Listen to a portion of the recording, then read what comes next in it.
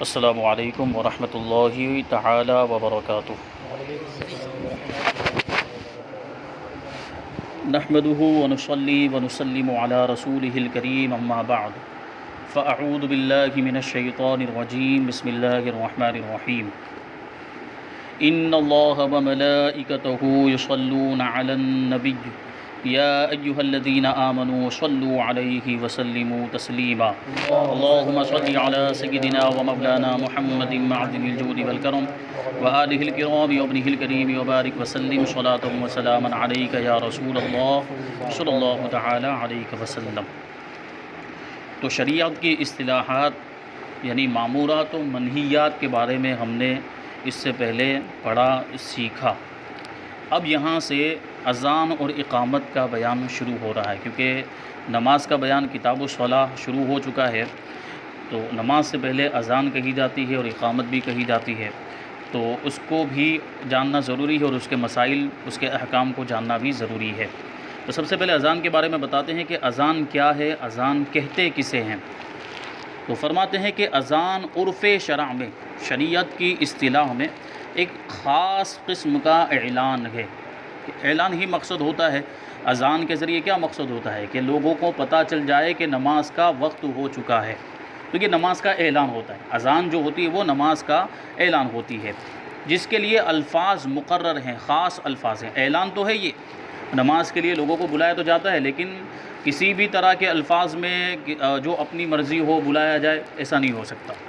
کوئی اردو میں بولنے لگ جائے کہ آ جاؤ نماز کا وقت ہو گیا، تو یہ اذان نہیں کہلائے گی۔ یا عربی ہی میں بولے لیکن ان الفاظ کے علاوہ جو مقرر الفاظ ہیں دوسرے کوئی الفاظ کے ذریعے بولے تو وہ بھی اذان نہیں کہلائے گی۔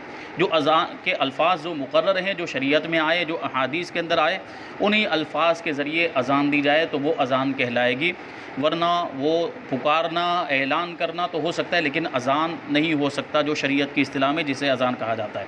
تو اس کے الفاظ مقرر ہیں، اور اذان کے الفاظ کون سے ہیں ہم سب جانتے ہیں الحمدللہ۔ ہم روزانہ 5 وقت اذان کے الفاظ سنتے ہیں، اور تقریباً ہم سب کو اذان کے الفاظ زبانی یاد بھی ہوں گے۔ وہ الفاظ یہ ہیں: اللہ اکبر، اللہ اکبر، اللہ اکبر، اللہ اکبر، یعنی 4 مرتبہ اللہ اکبر۔ پھر ہے اشہد ان لا الہ الا اللہ، اشہد ان لا الہ الا اللہ۔ پھر ہے اشہد ان محمد رسول اللہ، اشہد ان محمد رسول اللہ۔ اس کا مطلب ہوتا ہے اللہ اکبر یعنی اللہ بہت بڑا ہے، اللہ سب سے بڑا ہے۔ پھر اشہد ان لا الہ الا اللہ کا مطلب ہوتا ہے میں گواہی دیتا ہوں کہ اللہ کے سوا کوئی معبود نہیں، اللہ کے سوا کوئی عبادت کے لائق نہیں۔ اشہد ان محمد رسول اللہ کا معنی ہوتا ہے میں گواہی دیتا ہوں کہ محمد صلی اللہ علیہ وسلم اللہ کے رسول ہیں۔ تو اسلام کی بنیادی باتیں اذان کے اندر آ جاتی ہیں، اس کو دیکھیں آپ۔ پھر آگے ہے حی علی الصلاۃ، یہ اس کے تلفظ پر بھی غور کرنا ہے ہمیں۔ حیّ ہے وہ، اور کچھ لوگ اس میں غنہ کرتے ہیں، بہت لمبا والا غنہ کر لیتے ہیں۔ حی علی الصلاۃ اذانوں کے اندر ہم سنتے ہیں، تو یہ غلط ہے۔ اس میں یہاں کوئی غنہ کا سبب نہیں ہے، نہ یہاں پر نون مشدد ہے، نہ میم مشدد ہے، نہ اخفا ہو رہا ہے، نہ ادغام مع الغنہ ہو رہا ہے کہ غنہ کیا جائے۔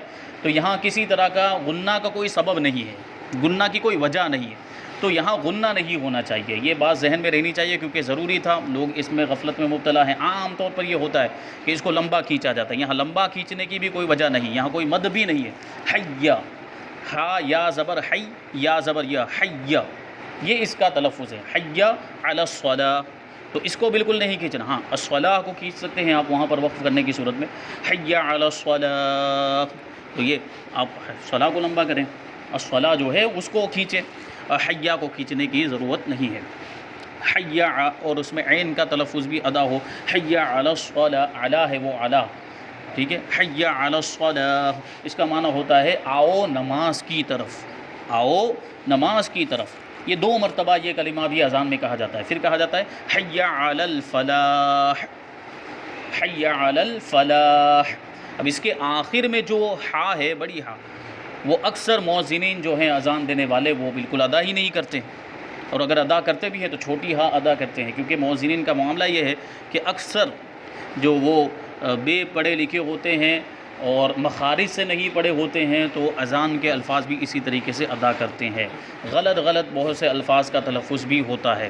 تو ضرورت اس بات کی ہے کہ اس تعلق سے بھی بیداری آئے، جس طریقے سے کہ مکاتب کے اندر بیداری آئی کہ مدرسوں کے اندر مخرج کے ساتھ تعلیم شروع ہو گئی ہے، تو اذان وغیرہ پہ بھی توجہ دینے کی ضرورت ہے۔ کہ آپ دیکھیں غیروں کی مسجدوں کے اندر جو اذان ہوتی ہے تو کتنی خوبصورت اذان ہوتی ہے کہ اذان سن کر ہی آدمی متوجہ ہو جائے۔ یہ ان کا یہ خاص طور پر انتظام ہوتا ہے، وہ اہتمام کرتے ہیں وہ اس چیز کا کہ مؤذن بھی ان کا جو ہوتا ہے وہ مخرج کے ساتھ اذان دیتا ہے اچھے طریقے سے، اور پھر اس کو باقاعدہ ٹریننگ دی جاتی ہے، اس کو سکھایا جاتا ہے کہ حرم میں جو اذان ہوتی ہے اس کے انداز پر اذان دی جائے، یا عرب ممالک میں جو اذان ہوتی ہے اس کے انداز میں اذان دی جائے۔ تو ظاہر سی بات ہے اس انداز میں اذان دی جائے گی تو لوگ خواہی نہ خواہی متوجہ ہوں گے۔ تو ہمیں بھی چاہیے کہ ہم ہمارے مؤذنین کی ٹریننگ کریں، ان کو تربیت دیں اور ان کو اچھی طریقے سے اذان دینا سکھائیں۔ بیچ میں اس طرح کی کوشش کی بھی گئی تھی آل انڈیا قادری مشن کی جانب سے، لیکن کوئی آیا ہی نہیں۔ اعلان بھی کیا گیا تھا لیکن کوئی مؤذن، ایک بھی مسجد کا مؤذن اذان سیکھنے کے لیے نہیں آیا۔ اس کے لیے بھی مقرر کیے گئے تھے قاری صاحب جو اذان سکھانے والے تھے، اقامت بھی اور کچھ ضروری چیزیں اس کے تعلق سے سکھانے والے تھے، لیکن کوئی آیا ہی نہیں، کو کس کو سکھایا جائے؟ یہ ہماری غفلت ہے۔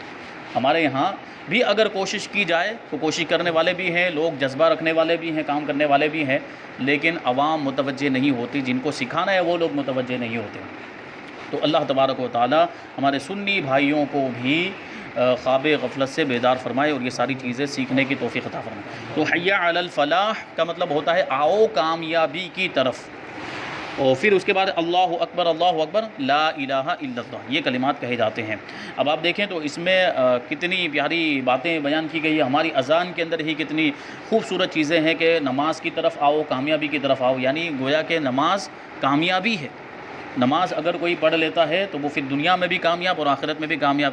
اور آج کا ہمارے مسلمان بھائیوں کا معاملہ یہ ہے کہ پوری دنیا میں، پوری کائنات کے اندر کامیابی تلاش کرتے ہیں، لیکن اللہ تبارک و تعالیٰ نے جس چیز میں کامیابی رکھی ہے اس کی طرف متوجہ نہیں ہوتے۔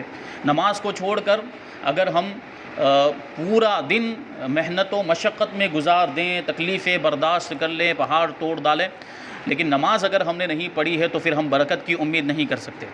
برکت کب ہوگی؟ جب اللہ تبارک و تعالیٰ کی عبادت کی جائے، نمازیں ادا کی جائے، ان کے وقتوں پر پڑھی جائے، پھر آدمی کمانے کے لیے محنت و مشقت کرے تو انشاءاللہ تبارک و تعالیٰ برکتی ہوں گی۔ تو کامیابی جو ہے وہ نماز کے اندر ہے۔ اب آگے بیان کرتے ہیں کہ تمام اوقات کی اذان کے لیے کیا یہی کلمات ہیں؟ یہ تمام وقتوں میں، پانچوں وقت کی جو نمازیں ہوتی ہیں ان کے لیے جو اذان کہی جاتی ہے تو کیا ساری اذانوں کے اندر یہی الفاظ ہیں؟ تو یہ بھی ہم جانتے ہیں کہ باقی 4 وقت کی یعنی ظہر، عصر، مغرب اور عشاء کی جو اذان ہوتی ہے وہ تو سیم ہے، وہ ایک ہی طرح کے الفاظ ان کے اندر ہے، لیکن فجر کی اذان تھوڑی مختلف ہے۔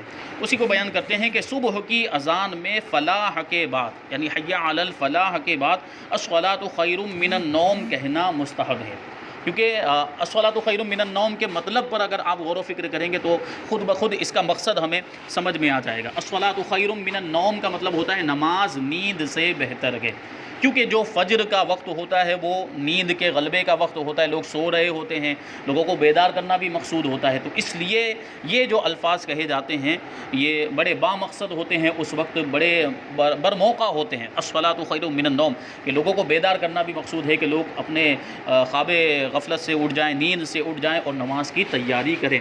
اور یہ بات جو ہے کہ اس وجہ سے یہ الفاظ جو ہیں فجر کی اذان میں خاص طور پر ایڈ کیے گئے اور شامل کیے گئے، جبکہ دوسری نمازوں کے اندر ایسے حالات نہیں ہوتے ہیں، جو باقی جو نمازوں کے وقت وہ جاگنے کے اوقات ہوتے ہیں، تو اس لیے وہاں یہ الفاظ بڑھانے کی ضرورت نہیں ہے، خاص طور پر فجر کی اذان کے اندر اس کو بڑھایا گیا ہے۔ اب آگے بیان کرتے ہیں کہ نماز پنجگانہ کے لیے اذان دینے کا کیا حکم ہے، جو احکام جو اصطلاحات بیان کی گئی تو اس میں سے کس کے اندر یہ اذان جو ہے آئے گی، فرض میں آئے گی، واجب میں آئے گی، سنت موقدہ میں آئے گی، کس میں اس کا شمار ہوگا؟ تو اس کو بیان کرتے ہیں کہ ہر دن کی 5 نمازیں اور جمعہ بھی اس میں شامل ہے، جب جماعت مستحبہ کے ساتھ مسجد میں وقت پر ادا کی جائیں تو ان کے لیے اذان سنت موقدہ ہے۔ جماعت مستحبہ کا مطلب یہ ہے کہ جو مستحب وقت میں، عام طور پر جو مستحب وقت میں جماعت ہوتی ہے فرض نماز کی، اس کو جماعت مستحبہ کہا جاتا ہے۔ اور پہلی جماعت جس کو کہہ لیجئے، پہلی جماعت جس کے نمازی جو مقرر ہوتے ہیں خاص طور پر، یا جو ہے کہ جو مستحب وقت میں ادا کی جاتی، تو اس وقت لوگ جو حاضر ہو جاتے ہیں۔ کبھی ایسا ہوتا ہے کہ بعد میں آنے والے لوگ بھی اپنی جماعت الگ سے کرتے ہیں، تو وہ جماعت مستحبہ نہیں ہے۔ جو عام طور پر وقت مقررہ پر مستحب وقت میں ادا کی جاتی ہے اس کو جماعت مستحبہ کہا جاتا ہے۔ تو اس کے لیے جو وقت پر جماعت مستحبہ کے ساتھ جو نماز ادا کی جا رہی ہے اس کے لیے اذان سنت مؤکدہ ہے، اور اس کا حکم مثل واجب ہے۔ یہ سنت مؤکدہ تو ہے لیکن واجب کے قریب ہے، ٹھیک ہے، یعنی اور تاکید اس میں آگے۔ سنت مؤکدہ میں ویسے ہی تاکید ہوتی ہے لیکن اس کی تاکید اور زیادہ ہے، یعنی واجب کے قریب تک اس کی تاکید ہے کہ اگر اذان نہ کہی تو وہاں کے سب لوگ گنہگار ہوں گے۔ مان لیجئے کہ ایک شہر، ایک بستی ہے، اس میں لوگ نماز تو پڑھ رہے ہیں لیکن نماز کے لیے اذان ہی نہیں کہتے ہیں، اذان کہنا ہی چھوڑ دیا تو سب گنہگار ہوں گے۔ تو اذان کہنا کیا ہے؟ سنت مؤکدہ واجب کے قریب ہے، تو سب گنہگار ہوں گے اگر اذان نہیں کہیں گے۔ یہاں تک کہ امام محمد رحمۃ اللہ تعالیٰ نے فرمایا، امام محمد کون ہے؟ یہ امام اعظم ابو حنیفہ رضی اللہ تعالیٰ عنہ کے شاگرد ہیں۔ امام اعظم ابو حنیفہ جن کے ہم مقلد ہیں، جن کے ہم پیروی کرنے والے ہیں، جن کے مسلک کے ہم ماننے والے ہیں، ان کے شاگرد ہیں امام محمد، اور ان کے ایک دوسرے شاگرد ہیں امام ابو یوسف رضی اللہ تعالیٰ عنہ۔ تو امام محمد فرماتے ہیں کہ اگر کسی شہر کے سب لوگ اذان ترک کر دیں، اذان چھوڑ دیں، تو میں ان سے قتال کروں گا، میں ان سے جنگ کروں گا اذان چھوڑنے کی وجہ سے، کیونکہ یہ شعائر اسلام میں سے ہے، اسلام کی علامتوں میں سے ہے، اسلام کی نشانیوں میں سے یہ چیز ہے، اور اگر ایک شخص بھی چھوڑ دے گا تو میں اسے ماروں گا اور قید کروں گا۔ یہ امام محمد فرماتے ہیں۔ یہ کب ہے؟ جب اسلامی حکومت ہو اور بادشاہوں کا زور چلتا ہو یا علماء کا زور چلتا ہو، تب یہ، ورنہ تو اس زمانے میں تو نہ بادشاہوں کا معاملہ ہے، یعنی اسلامی بادشاہ بھی موجود نہیں، اور علماء کے پاس بھی اب اتنی طاقت نہیں رہی، وہ زور نہیں رہا کہ وہ قید کرنے والے معاملات ہو یا مارنے والے معاملات ہو، ہاتھ کے ذریعے روکنے کی استطاعت اب علماء کے اندر بھی نہیں رہی، تو زبان کے ذریعے سے صرف روکا جا سکتا ہے اس زمانے میں۔ اب آگے بیان کرتے ہیں کہ مسجد میں اذان اور اقامت کے بغیر جماعت سے نماز پڑھنا کیسا ہے؟ تو اس کا حکم اوپر ہی سے معلوم ہو گیا کہ ہر نماز کے لیے، ہر فرض نماز جو جماعت مستحبہ کے ساتھ ادا کی جا رہی ہے، وقت پر ادا کی جا رہی ہے، اس کے لیے اذان کہنا سنت مؤکدہ مثل واجب ہے، تو اسی سے حکم معلوم ہو گیا۔ مسجد میں بلا اذان و اقامت جماعت سے نماز پڑھنا مکروہ ہے، سنت مؤکدہ کے خلاف کریں گے تو ظاہر سی بات ہے وہ مکروہ ہوگا۔ آگے بیان کرتے ہیں کہ اگر نماز کا وقت شروع ہونے سے پہلے اذان دے دی تو کیا حکم ہے؟ تو بیان کرتے ہیں کہ وقت ہونے کے بعد اذان کہی جائے، وقت شروع ہو جائے، جیسے اذان جو ہوتی ہے عام طور پر تھوڑی لیٹ ہوتی ہے، وقت پہلے شروع ہو چکا ہوتا ہے، تو جو نمازوں کے جو اوقات ہیں جو جہاں سے شروع ہوتے ہیں، جیسے ظہر کا وقت زوال یعنی سورج ڈھلنے کے بعد سے شروع ہوتا ہے، تو یہ جو ظہر کا وقت ہے یہ وقت شروع ہو جائے، احتیاطاً 5-1 منٹ جو ہے کہ چھوڑ سکتے ہیں اور اس کے بعد اذان دی جا سکتی ہے، لیکن لوگوں کی آسانی کے لیے جو وقت مناسب ہوتا ہے وہ مقرر کیا جاتا ہے، تو بالکل زوال کے بعد بھی اذان نہیں ہو جاتی بلکہ آدھا گھنٹہ گزارنے کے بعد، جیسے بہت سے مقامات پر کہیں پہ 1 بجے کا ٹائم ہوتا ہے، کہیں پہ 1:15 بجے کا ٹائم ہوتا ہے، تو اپنی سہولتوں کے اعتبار سے لوگوں نے وقت کو مقرر کیا ہوا ہے، تو اذان اسی وقت جو ہے کہ وہ کہی جاتی ہے۔ تو وقت ہو جانے کے بعد اذان کہی جائے، وقت سے پہلے اگر اذان کہی جائے گی تو وہ اذان شمار میں نہیں آئے گی، اسی کو کہتے ہیں کہ وقت ہونے کے بعد اذان کہی جائے، قبل از وقت کہی گئی یا وقت ہونے سے پہلے شروع ہوئی اور اثناء اذان میں وقت آ گیا تو اس کا اعادہ کیا جائے، ٹھیک ہے، یعنی وقت سے پہلے، جیسے مثال کے طور پر عصر کا وقت جو شروع ہوتا ہے وہ 5:13 پر، مثال کے طور پر آج کا جو وقت ہے وہ 5:13 پر شروع ہوتا ہے، اور کسی نے 5:10 پر ہی اذان دے دی اور وہ 5:13 سے پہلے ہی ختم ہو گئی، تو یہ اذان بھی شمار میں نہیں آئے گی، دوبارہ اذان کہنا یعنی وقت کے اندر دوبارہ اذان دینا ضروری ہوگا۔ یا کسی نے اذان تو وقت سے پہلے شروع کی، جیسے 13 منٹ کا وقت ہے، 5:13 کا وقت ہے، 5:12 پر کسی نے اذان شروع کی اور اذان کے درمیان وقت شروع بھی ہو گیا، تو یہ بھی کافی نہیں۔ اس کا کیا مطلب ہوا کہ پوری اذان وقت کے اندر ہونی چاہیے، یعنی 5:13 ہو جائے اس کے بعد پوری اذان ہونی چاہیے، ورنہ وہ اذان شمار میں نہیں آئے گی، اس کا اعادہ کیا جائے گا۔ اب یہ اوپر جو بات بیان کی کہ فرض نماز جو جماعت مستحبہ کے ساتھ وقت پر ادا کی جائے اس کے لیے اذان سنت مؤکدہ مثل واجب ہے، تو کیا فرائض کے علاوہ باقی نمازوں کے لیے بھی اذان ہے؟ باقی نمازیں جیسے سنت ہے، وطر ہے اور نفل نمازیں ہیں، تو کیا ان کے لیے بھی اذان ضروری ہے؟ تو بیان کرتے ہیں کہ فرائض کے سوا باقی نمازوں، مثلا وطر، جنازے کی نماز، عیدین کی نماز یعنی عید الفطر اور عید الاضحیٰ کی نماز، نذر کی نماز، نذر مطلب کسی نے منت مانی تھی کہ اگر میرا فلاں کام ہو گیا تو میں 20 رکعت نماز پڑھوں گا، تو اس نماز کے لیے بھی اذان نہیں ہے۔ سنتیں جو ہیں، اور اسی طرح تراویح کی نماز ہے، استسقاء یعنی بارش طلب کرنے کے لیے جو نماز پڑھی جاتی ہے اس کو نماز استسقاء کہا جاتا ہے، تو اس کے لیے بھی اذان نہیں۔ چاشت کی جو نماز ہوتی ہے، نفل نماز ہوتی ہے، کسوف و خسوف یعنی سورج گرہن کے وقت جو نماز پڑھی جاتی ہے یا چاند گرہن کے وقت جو نماز پڑھی جاتی ہے، ان کے لیے بھی اذان نہیں ہے۔ اور اسی طرح نوافل میں بھی اذان نہیں ہے۔ تو کیا مطلب ہوا کہ صرف اذان فرض کے لیے ہے۔ تو اگر مثال کے طور پر اذان ہو گئی تو اس کے بعد تو سنت پڑھی ہی جا سکتی ہے، لیکن اگر کوئی شخص اذان سے پہلے سنت پڑھ لیتا ہے، جیسے ظہر کی نماز ہے تو اس میں شروع میں فرض سے پہلے 4 رکعت سنت موقدہ ہے، تو اگر کوئی شخص ظہر کی اذان سے پہلے وہ 4 رکعت سنت موقدہ پڑھ لیتا ہے تو کیا وہ سنت ہو جائے گی یا نہیں ہوگی؟ تو اس کا جواب یہ ہے کہ وہ سنت نماز ہو تو جائے گی، کیونکہ سنت کے لیے اذان نہیں ہے۔ البتہ بہتر اس کے لیے بھی یہی ہے کہ اذان ہونے کے بعد ہی اس سنت کو پڑھا جائے۔ یہ تو بیان کیا کہ فرائض کے علاوہ باقی نمازوں میں اذان نہیں۔ آگے بیان کرتے ہیں کہ کن مواقع پر، کن موقعوں پر اذان دینا مستحب ہے، کب کب اذان دینا مستحب ہے۔ تو فرماتے ہیں کہ درجہ ذیل مواقع پر اذان دینا مستحب ہے۔ نمبر 1، وقت ولادت بچے کے کان میں، یعنی بچہ پیدا ہونے کے بعد بچے کے کان میں جو اذان دی جاتی ہے، اس کے لیے سب سے بہتر مناسب یہ ہے کہ بچہ جیسے ہی پیدا ہوا تو اس کو جو غسل دیا جاتا ہے، وہ غسل دینے کے بعد سب سے پہلی آواز جو اس کے کان میں پہنچے وہ اذان کی آواز ہونی چاہیے، کیونکہ اذان کے الفاظ آپ نے پڑھے کتنے برکت والے الفاظ ہیں، اور اذان کی بھی ویسے بہت برکتیں ہیں۔ تو اذان سب سے پہلے بچے کے کان میں کہی جائے، اس کا ایک طریقہ ہے کہ سیدھے کان میں اذان کہی جاتی ہے اور الٹے کان میں اقامت کہی جاتی ہے، اور 3 مرتبہ کہنے کے بارے میں بھی آیا ہے کہ 3 مرتبہ اذان دی جائے، اقامت بھی 3 مرتبہ دی جائے، تو یہ بھی طریقہ ہے۔ 1 مرتبہ بھی اذان دے سکتے ہیں اور اقامت بھی کہہ سکتے ہیں، ٹھیک ہے۔ پھر نمبر 2 ہے مغموم کے کان میں۔ مغموم یعنی وہ شخص جو غمگین ہے، جس کو غم لاحق ہو گیا ہے، بہت دکھی کوئی شخص ہے، کسی کا کوئی بہت نقصان ہو گیا، کسی کے یہاں کسی کا انتقال ہو گیا، یا دوسرا کوئی غم لاحق ہو گیا، تو ایسے شخص کے کان میں بھی اذان، کیونکہ یہ راحت اور سکون کا باعث بھی ہوتی ہے، غموں کو دور کرنے کا بھی سبب ہوتی ہے۔ اذان کے ذریعے سے غم بھی دور ہوتے ہیں، دکھ درد بھی دور ہوا کرتے ہیں، بڑی برکت والی چیز ہے۔ نمبر 3، مرگی والے کے کان میں۔ مرگی والے یعنی یہ جو بیماری ہوتی ہے، جس کو ہم لوگ ہماری زبان میں کھینچ کی بیماری کہتے ہیں، وہ کھینچ آنے کی جو بیماری ہوتی ہے، تو اگر کسی کو یہ بیماری ہے اور مرگی کا دورہ اس کو پڑ گیا ہے، تو اس وقت اس کے کان میں اگر اذان دی جائے تو انشاءاللہ اذان کی برکت سے وہ دورہ اس کا ختم ہو جائے گا اور وہ معاملہ، وہ کیفیت اس کی دور ہو جائے گی۔ نمبر 4، غضبناک کے کان میں، یعنی وہ شخص جو بہت زیادہ غصے میں ہو، غصہ اس کا بہت اونچے لیول پر پہنچ گیا ہو، تو ایسی صورت میں اگر اس کے کان میں اذان دی جائے تو اس کا غصہ جو ہے وہ انشاءاللہ تبارک و تعالیٰ کم ہو جائے گا۔ نمبر 5، بد مزاج آدمی یا جانور کے کان میں۔ بد مزاج آدمی ہے کہ ہمیشہ سب کو ڈانٹتا رہتا ہے، چڑچڑاپن اس کے اندر آ گیا، لڑائی جھگڑا کرتا رہتا ہے، بد اخلاق ہے، لوگوں کے ساتھ اچھے طریقے سے پیش نہیں آتا، تو اس کے کان میں اذان دی جائے۔ یا جانور ایسا ہے جو شریر ہے، جانور ہے جو رکتا نہیں ہے، اور جانور جو ہے اپنے سوار کو گرا دیتا ہے، شریر ہے، شرارت کرتا ہے، تو ایسے جانور کے کان میں بھی اگر اذان دی جائے تو اپنی شرارت چھوڑ دے گا۔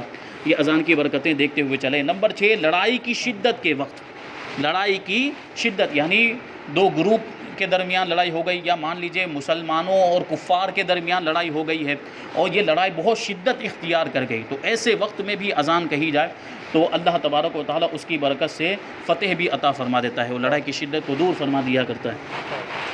آتش زدگی کے وقت۔ آتش یعنی آگ، آتش زدگی یعنی آگ لگ گئی کہیں پر، تو آگ لگ جائے تو اس وقت اذان کہی جائے تو اللہ تبارک و تعالیٰ اس کی برکت سے اس آگ کو بھی دور فرما دیتا ہے، اس کے بجھنے کے اسباب پیدا ہو جاتے ہیں کہیں نہ کہیں سے، تو آگ لگ جائے تب بھی اذان کہنا مستحب ہے۔ پھر آگے بیان کرتے ہیں نمبر 8 پر کہ میت کو دفن کرنے کے بعد قبر پر جو اذان دی جاتی ہے یہ بھی مستحب ہے، کہ اذان کی برکت آپ دیکھ رہے ہیں کہ اذان دینے سے برکتیں اور رحمتیں نازل ہوتی ہیں، تو قبر میں مردے کو دفن کرنے کے بعد جب سب لوگ چلے جاتے ہیں تو ہم سب جانتے ہیں کہ قبر کے اندر سب سے پہلے منکر نکیر آتے ہیں جو سوال جواب کرتے ہیں، تو سوال جواب کی آسانی کے لیے یہ اذان کہی جاتی ہے۔ اور عذاب قبر بھی بعض وقت تو جو ہے کہ بعض مردوں کے ساتھ عذاب قبر کا معاملہ بھی شروع ہو جاتا ہے، تو اگر اذان دی جائے قبر کے اوپر تو اذان کی برکت سے اس کو قبر کے اندر آسانیاں ہوتی ہے، سوالوں کے جواب دینے میں آسانی ہوتی ہے، اور عذاب قبر میں بھی اس کے لیے آسانیاں پیدا کر دی جاتی ہے اذان کی برکت سے، تو اس لیے یہ اذان دی جاتی ہے قبر کے اوپر۔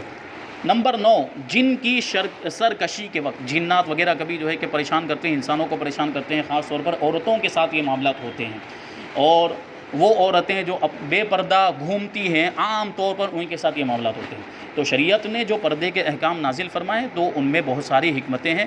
میں نے پہلے بھی عرض کیا کہ اسلام کے جتنے بھی احکام ہیں، جن باتوں کے کرنے کا اسلام نے ہمیں حکم دیا ہے، اس میں دنیاوی فائدے بھی ہیں اور آخرت کے فائدے بھی ہیں۔ تو پردے کے یہ فائدے ہیں کہ آپ دیکھیں گے عام طور پر کہ جو ہماری مائیں بہنیں پردے کی پابندی کرتی ہیں ان کے ساتھ کبھی ایسے معاملات نہیں ہوتے ہیں۔ جو عورتیں عام طور پر بے پردہ گھومتی ہیں ان کے ساتھ ہی یہ معاملات ہوتے ہیں جنات وغیرہ کے۔ تو اگر کسی عورت کو جن سوار ہو گیا ہے اور جنات کے معاملات ہیں تو اس کے کان میں اذان دی جائے تو آسانی ہو سکتی ہے اللہ تبارک و تعالیٰ کے فضل و کرم سے۔ نمبر 10، مسافر کے پیچھے، یعنی مسافر جب سفر کے لیے جا رہا ہو تو اذان دی جائے تاکہ وہ صحیح سلامت اپنی منزل پر پہنچے اور وہاں سے واپس بھی آ جائے۔ نمبر 11، جنگل میں جب راستہ بھول جائے اور کوئی بتانے والا نہ ہو تو وہاں پر بھی اذان دی جائے تو اذان کی برکت سے انشاءاللہ تبارک و تعالیٰ راستہ معلوم ہو جائے گا یا کوئی شخص مل جائے گا جو راستہ بتا دے گا۔ اور نمبر 12، وبا کے زمانے میں، یہ نمبر 12 اس ہمارے جو ابھی اس وقت جو دور چل رہا ہے اس کے اعتبار سے بالکل بھی موافق اور مطابق ہے۔ ہم دیکھتے بھی ہیں کہ علماء کرام نے اور ہمارے بزرگوں نے اس کی ترغیب بھی دلائی کہ اذان دی جائے۔ یہ کورونا وائرس کی جو بیماری پھیلی، کووڈ-19 جو کہہ لیجیے اس کو، تو اس کے لیے جو رات کا 10 بجے کا وقت مقرر کیا گیا تھا کہ رات کو 10 بجے اپنی چھتوں پر چڑھ کے اذان دیں، تو اس کا ایک مقصد یہ بھی تھا کہ وبا کے زمانے میں جب اذان دی جائے تو اللہ تبارک و تعالیٰ اذان کی برکت سے اس وبا کو دور فرما دیتا ہے۔ تو یہ اذان کی برکتیں ہیں اور اذان کے فوائد ہیں۔ اذان کے اور بہت سے احکام ابھی انشاءاللہ تبارک و تعالیٰ آگے بیان کیے جائیں گے۔ جو کچھ بھی بیان ہوا اللہ تبارک و تعالیٰ اس پر ہم سب کو عمل کرنے کی توفیق عطا فرمائے۔ وما علینا الا البلاغ۔ السلام علیکم۔